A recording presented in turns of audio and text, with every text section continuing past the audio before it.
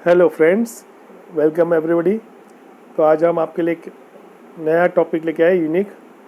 और ये टॉपिक बहुत ही महत्वपूर्ण है, इसे जानना ज़रूरी है सभी इन्वेस्टर को। तो आज का टॉपिक है राइट एंटाइटलमेंट क्या होता है। तो टॉपिक शुरू करने से पहले, वीडियो शुरू करने से पहले आपसे रिक्वेस्ट है, अगर आपने चैनल सब्सक्राइब नहीं किया है तो प्लीज़ इसे आप सब्सक्राइब कर लीजिए। तो चलो शुरू करते हैं, राइट एंटाइटलमेंट क्या होता है। मीनिंग ऑफ राइट एंटाइटलमेंट, इसका मतलब ये होता है, it gives the right to subscribe the share issue by the company to the existing share holder as on record date. यानी रिकॉर्ड डेट के पहले कंपनी एक रिकॉर्ड डेट निर्धारित करती है, उस रिकॉर्ड डेट तक जिसका भी नाम कंपनी के रजिस्टर में है उसे कंपनी शेयर का ऑफर इशू करती है, जिसे राइट कहते हैं, एक डिस्काउंटेड प्राइस में। समझो कि अभी कंपनी का शेयर का प्राइस चल रहा है 8 रुपया। अभी हम यहाँ पे जो करंट सुडलोन का इशू आने वाला है, राइट इशू 11 से ओपन होएगा, 11 अक्टूबर से। तो इसी का एग्जांपल लेके चलते हैं कि सुडलोन ने राइट इशू का ऑफ़र किया है, कुछ 5 रुपीज़ पे किया है, राइट एडर 5 रुपीज़, और उसका लगभग 8 रुपये का रेट चल रहा है, यानी 3 रुपये डिस्काउंट में शेयर इशू कर रहा है to its existing share holder, जिसका रिकॉर्ड डेट के पहले नाम था कंपनी के रजिस्टर में, उसे राइट इशू शेयर इशू कर रहा है। तो इसे राइट एंटाइटलमेंट कहते हैं। अभी ये रेशियो, मतलब ये अलग अलग रेशियो होता है। कोई कंपनी 100 पे 20 शेयर देती है, कोई कंपनी 100 पे 50 देती है, कोई 100 पे 100 देती है। तो ये आपके एप्लीकेशन फॉर्म में मेंशन रहता है कि कितने शेयर आप एलिजिबल है राइट एंटाइटलमेंट के लिए। तो आप चेक कर सकते हैं, जो आपका ईमेल आया उस पर आप चेक कर सकते हैं। तो इन शॉर्ट में राइट एंटाइटलमेंट आपको राइट देता है कंपनी के शेयर सब्सक्राइब करने के लिए during the right issue duration. Next, अभी राइट एंटाइटलमेंट के कुछ हम फैक्टर जानेंगे।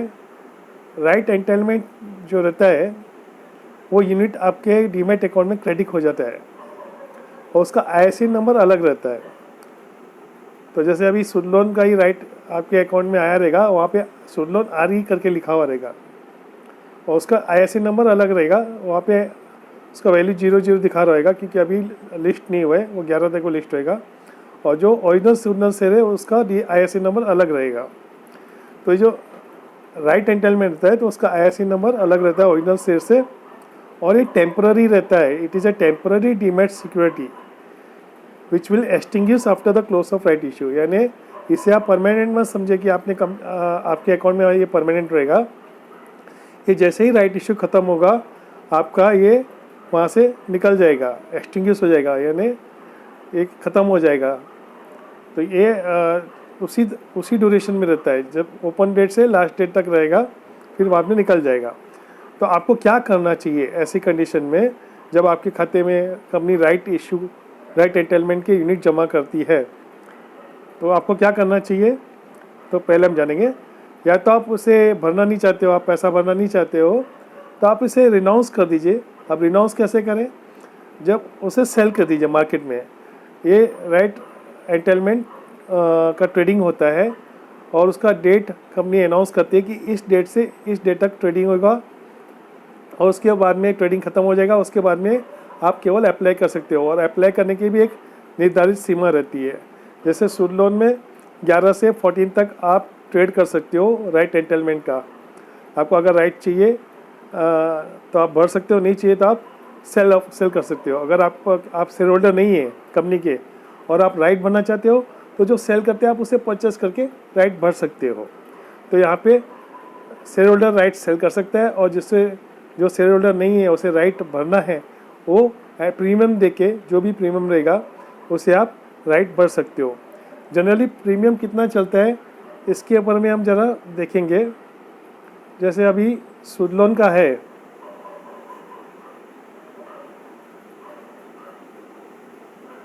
8 रुपया करंट मार्केट प्राइस है, 8 रुपीज़ करंट मार्केट प्राइस है, राइट। कंपनी दे रही है 5 में, तो इसे हम 5 माइनस करेंगे, ये 8 हो गया, 5 में दे रही है, ठीक है। तो इसका जो बाज़ार में प्रीमियम ट्रेड होएगा वो लगभग 3 के आसपास होएगा, 3 या 2.5 या 3 के आसपास होएगा। यानी करंट मार्केट प्राइस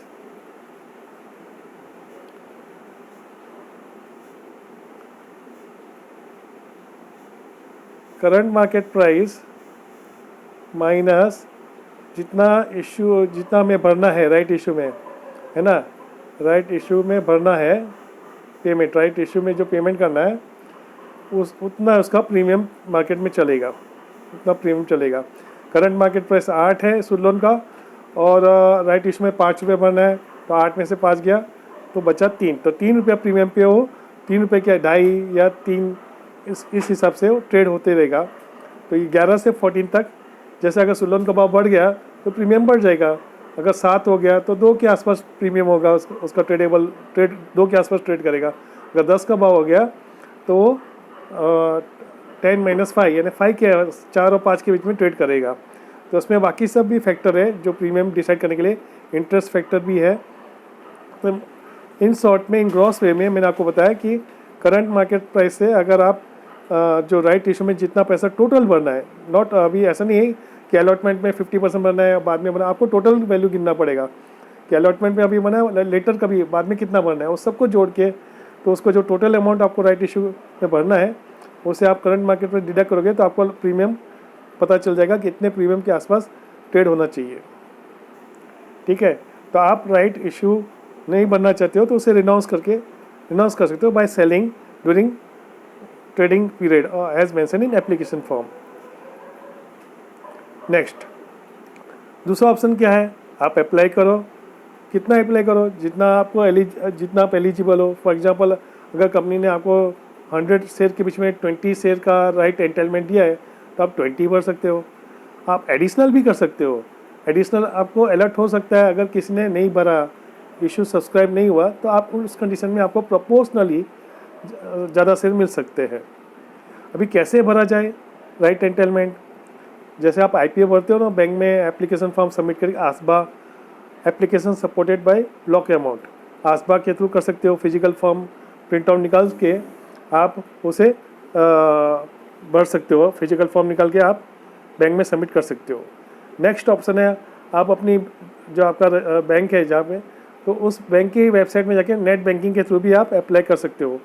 जैसे आप IPO भरते हो नेट बैंकिंग से, वहाँ पे राइट इशू का भी ऑप्शन है, वहाँ पे आपको राइट इशू दिखाई देगा कि अभी करंटली कौन से राइट इशू चल रहे हैं, तो वहाँ पे आप पेमेंट कर सकते हो। नेक्स्ट ऑप्शन है कि आप जो कंपनी के रजिस्टर्ड एजेंट है उसकी साइट पे जाके अदर ऑनलाइन पेमेंट ऑप्शन है जैसे डेबिट कार्ड वगैरह UPI से, उस ऑप्शन से भी आप कर सकते हो। वहाँ पे आपको जाके चेक करना पड़ेगा कि कौन से ऑप्शन अवेलेबल है। तो यहाँ पे फिजिकली आप भर सकते हो और नेट बैंकिंग और डिजिटल पेमेंट से भी आप कर सकते हो। और थर्ड ऑप्शन है कि अगर आपको समझो कि कुछ 50% ही भरना है तो बाकी 50% आप क्या करो, तो 50% आप मार्केट में सेल कर दो जो रिनाउंसेंस पीरियड है, और बाकी का आप अप्लाई कर दो, वो भी आप कर सकते हो। जितना परसेंटेज आप भरना चाहते हो उतना भरो, बाकी बैलेंस आप रिनाउंस कर दो यानी सेल कर दो। अब ये हो गया। नेक्स्ट, राइट एंटाइटलमेंट में क्या नहीं करना चाहिए, कौन सी गलतियाँ नहीं दोहरानी चाहिए। मैं बार बार बोल रहा हूँ कौन सी गलतियाँ नहीं दोहरानी चाहिए। पहली तो है, डो नॉट इग्नोर और else it will extinguish after right entitlement issue closes. यानी आपको अगर डीमैट खाते में आपके कोई भी कंपनी के राइट एंटाइटलमेंट आते हैं तो उसे इग्नोर मत कीजिए, नहीं तो एक ख़त्म हो जाएगा। जैसे ही राइट इश्यू का क्लोजिंग डेट होगा उसके बाद में ख़त्म हो जाएगा, तो इसे इग्नोर मत कीजिए। अपने जो भी आपका जिधर भी अकाउंट है उनसे संपर्क कीजिए और उनके बारे में जाने कि अभी कैसे भरा जाए, उसे डिटेल उनसे आप डिटेल जानकारी ले लीजिए। नेक्स्ट है, दूसरी गलती आप ये मत कीजिएगा कि अगर आपके अकाउंट में आ गया तो आप ये मत सोचिएगा इसे लॉन्ग टर्म सिक्योरिटी है, कंपनी वाले ने आपको दिया है तो आप इसे लॉन्ग टर्म होल्ड करेंगे। जैसे कंपनी बोनस देती है तो आप ये बोनस के जैसे मत समझिए कि आपको कोई कंपनी ने बोनस दे दिया है या कोई ऐसे ही समथिंग लाइक वैसे दिया है जिसे आप होल्ड करेंगे। नहीं, ये एक्सटिंग्विश हो जाएगा, ये ख़त्म हो जाएगा। जैसे राइट इशू ख़त्म होगा ये आपके डीमेट से चला जाएगा। और do not buy right entitlement considering original share is available at discount.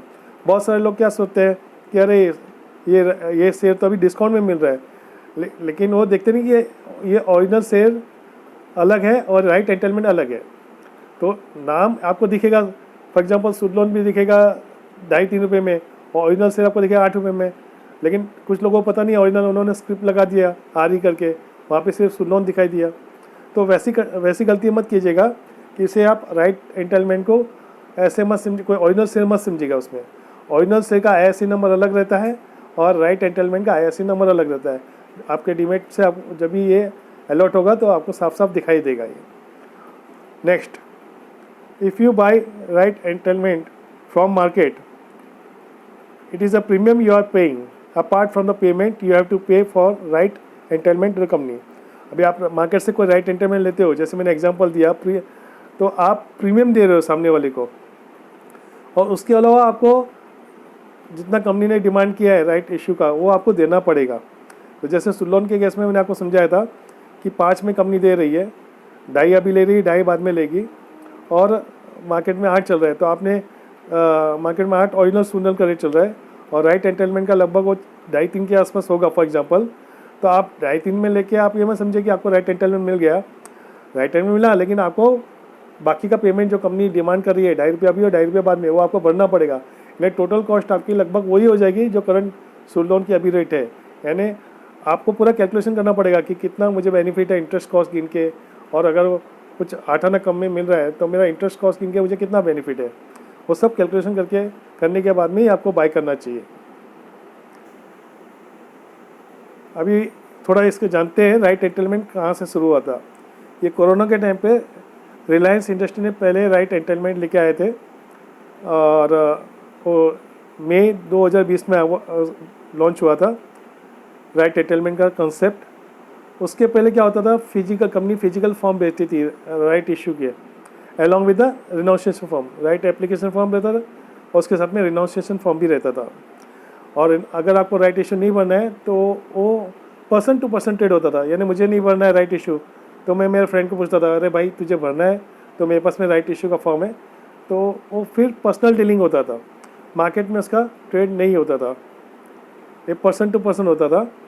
और ये मार्केट में अगर ट्रेड होता भी था that will be the off market trade from broker to broker. On market का रिलायंस इंडस्ट्री से शुरू हुआ था। रिलायंस इंडस्ट्री से राइट एंटाइटलमेंट का डीमेट फॉर्म में आया और एक्सचेंज के प्लेटफॉर्म पे ट्रेड होना शुरू हुआ। सो फ्रेंड्स, मैं उम्मीद करता हूँ कि आपको राइट एंटाइटलमेंट के बारे में कुछ जानकारी मिली होगी, जिससे आप मतलब अननेसेसरी लॉस से बच सकते हो और उसका कंसेप्ट आप समझ के उसे आप प्रॉपर यूज़ कर सकते हो। So friends, thank you very much. अगर आपको ये वीडियो पसंद आया तो प्लीज़ इसे आप लाइक एंड सब्सक्राइब कीजिए। Thank you very much once again.